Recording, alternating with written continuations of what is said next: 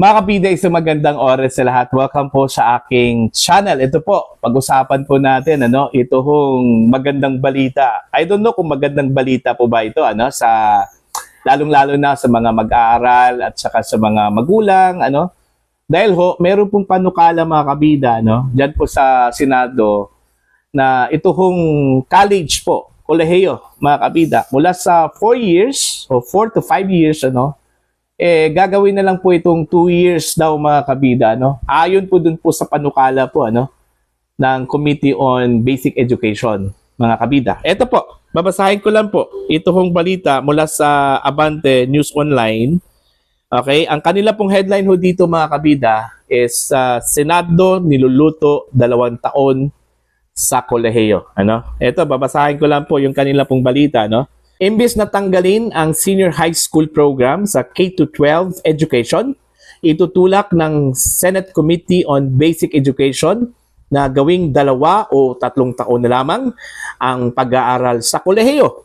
Naniniwala ang komite na maraming subject na pinag-aralan na sa senior high school ang inuulit lamang pagtungtong ng estudyante sa kolehiyo, kaya nasasayang lamang ang ilang taon sa pag-aaral nila.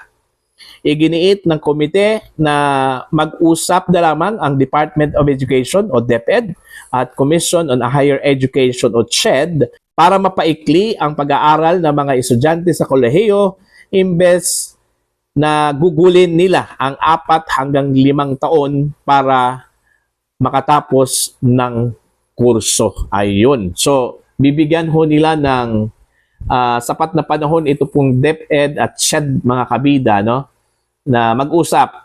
Okay, hahanap po ng paraan kung paano paikliin ito hong college anong tawag po dito, curriculum mga kabida from 4 to 5 gawin na lang po itong 2 years.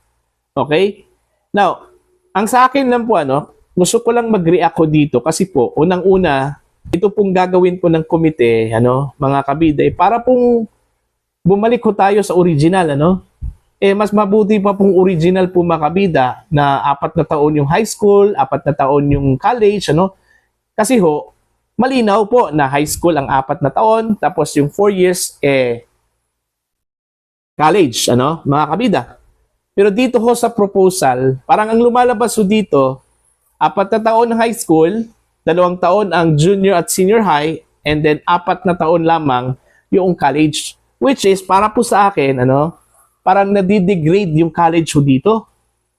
Bakit? Kasi yung unang-una po mga kabida, alam naman po natin, pag sinasabi po nating college graduate, okay? O nagtapos ka ng kurso sa college po mga kabida, 4 hanggang 5 taon po yan. Okay?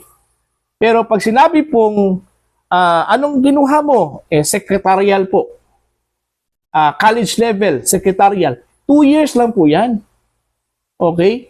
So parang nadidegrade yung college curriculum dito mga kabida. Kasi parang ikukumpara po natin yung 4-year course dun po sa 2 taon lang po.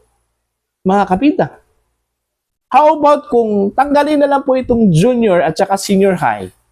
Tapos, instead, yung 2 taon para sa junior at senior high, okay, ilalagay po natin doon sa college na lang. Sa madaling salita, ibabalik po natin yung original po na curriculum, mga kabida. Okay? 6 na taon sa elementary, 4 na taon sa high school, at 4 hanggang 5 taon sa college. Kasi pareho lang po yung setup parang nagbago lang po, binago lang po yung pangalan. 2 taon after high school, junior at senior high, at tapos 2 taon naman para sa college lang po. Mas maganda kasi po pag 4 na taon yung college. Okay? Kasi feel talaga ng estudyante na sila po ay nagtapos po ng kanilang kurso 4 years mga kabida. Okay? Tanggalin na lang po natin yung junior at saka senior kasi unang-una po, wala naman talaga yung silbi Ang sabi pa po ng mga framers nitong K-12 noon, mga kabida, na maganda ang K-12 kasi pag once makagraduate ka na sa senior high school, magkakaroon ka talaga ng trabaho kaagad. maging option na lang po yung pagiging college mo, ano, mga kabida. After graduation pa lang ng senior high school, magkakaroon ka pa ng opportunity na makapagtrabaho, mga kabida. Pero nangyari po ba yan? Wala. Marami hong mga graduates ng senior high school na hindi ho nakapasok ng trabaho, mga kabida. Bakit? Kasi ho, ito hong mga employers natin, lalong-lalo na po ito hong mga malalaking kumpanya po, mga kabida, sa bansa, hindi ho nila tinatanggap ang senior high school graduates. Mas preferable para sa kanila yung college graduate po, mga kabida. Yun yung masaklap po, ano?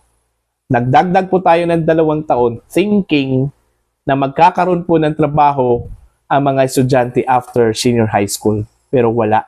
Hindi ho nangyari. Nasayang lang po yung 2 taon. Kasi ho, nung hindi po sila tinanggap, nung nag-apply po sila, mga kabida, sa trabaho after graduation sa senior high school, nagpatuloy. Wala po silang option.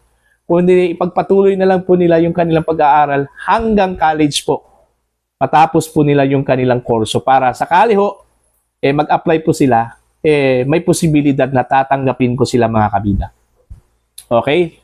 So, sa madaling salita, wala hong naitulong ito hong senior high school sa mga estudyante. Kaya nga siguro, panahon na siguro, balik na lang po natin yan, ano? Sa original na curriculum po, mga kabida, no? Kaysa ganito yung magiging setup na 2 taon na lang po. Okay, kaya na sinabi ko po kanina, madidegrade yung college po, ano, curriculum, mga kabida. Alright? So, anong gagawin? For example, nursing, 2 taon o 3 taon. Education, 2 taon na lang. Pwede ba yun? Okay?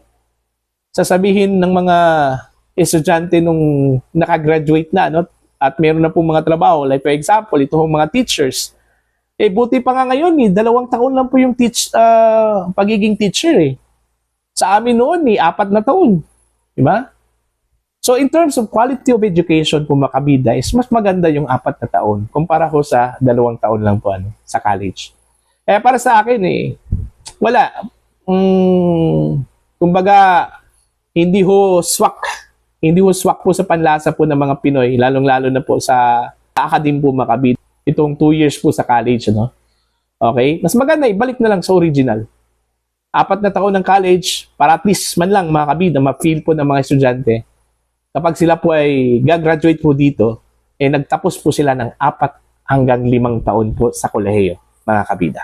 Para sa akin, walang pagkakaiba po yun. Okay? Nandyan yung pangalan, nandyan yung junior at saka senior high school, tapos 2 taon sa college. Bakit hindi po natin i-full na 4 years ang college, tanggalin natin yung junior high at saka senior high? Okay? Para wala akong problema, mga kabida.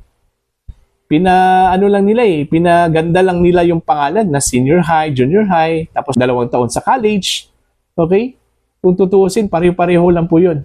Pero ito, nakakatipid po ito, mga kabida, no? Hindi lang po sa mga estudyante, pati dun sa mga parents, sa mga magulang. Kasi dun pa lang sa K-12, umangal na po yung mga magulang po dun, ano? Kasi ang sabi po nila, dagdag gastos, Maliban sa dagdag gastos, dagdag oras, dagdag panahon, ano? Mga kabida. Okay? Hindi lang po tuition fee. Hindi lang po tuition fee sa pribado. Pati baon sa mga estudyante, mga kabida, yung mga gamit po sa eskwela. Diba? Napakamahal. So, dagdag pasanin talaga yon ng mga magulang at sa mga estudyante. Kaya para sa akin po, yung panukalang 2 years, okay na sana yon, okay, para sa akin. Pero mas mabuti kung ibalik na lang po natin sa original, ano? 4 na taon sa high school, then 4 na taon sa college. Tanggalin na po natin yung junior at senior high kasi walang silbi yun Okay? Walang silbi yun, mga kabida. Kaya nga, yung pag-aaral po nila na K-12, ng mga eksperto, maganda daw yun, sa ibang bansa. Okay? Applicable po yun, Pero dito sa atin, hindi. Kahit na po yung mga nagtapos po sa senior high school po, mga kabida, kasi ang sabi po ng gobyerno, pag matapos daw ng mga estudyante itong senior high school, pwede na raw silang makapasok sa trabaho, Pero ang problema, Eh wala eh. Kasi mas preferable po ng mga kumpanya na kukunin po nila yung college graduate, ano? Kaysa dito ho sa senior high school graduate po mga kabida. Alright? So walang silbi. Walang silbi talaga. So, kung tatanungin nyo ako, kung pabor ako dito ho sa 2 taon, okay? Para sa akin po, okay po, sana yan. Okay? Okay sana yan. Ano? Pero mas pabor ako kung ibabalik sa original. Okay? Ibabalik sa original, tanggalin ang junior high at saka senior high. Kasi yung ginawa po ngayon ng mga senador, kunyari, paikliin daw nila yung college, ano? Pero pareho lang yun. May 2 taon sa junior high eh. Tapos 2 na lang yung college, eh mas lalong ma-degrade yung college po, mga kabida. Gaya ng sinabi ko po kanina, eh usually, ang college, 4 na taon po yan. Okay? 4 na taon po yan. Pero gagawin ninyong 2 years, eh madidegrade po yung college na yan, ano, mga kabida. How about, ibalik na lang natin sa original, yung 4 na taon sa high school, then 4 na taon sa college. Tanggalin natin yung junior at saka senior high. Kasi gaya na sabi ko po, walang silbi po yun. Yung junior at saka senior high. Ibalik natin sa original, pagkatapos po ng high school po, eh papasok po yung estudyante sa first year college hanggang matapos po niya yung kanyang course. Okay? So yun lang po mga kabida, ano? Good news po ito kasi mas makakatipid ang mga magulang ho dito. Pero as to the learnings, eh halos magkapareho lang po mga kabida, no? Doon po sa original. Para hindi ho malito yung mga estudyante at saka mga magulang, ibalik natin sa original, tanggalin natin yung senior high school at saka junior high school. Okay? Para po sa inyo, ano po ang inyong pananaw o opinion ho dito mga kabida? Please comment down. Sa mga hindi pa po subscriber sa aking channel, please subscribe. Just click the subscribe button. Click the notification bell, click all para updated po kayo sa aking mga uploads. Maraming salamat po sa inyo lahat mga kabida.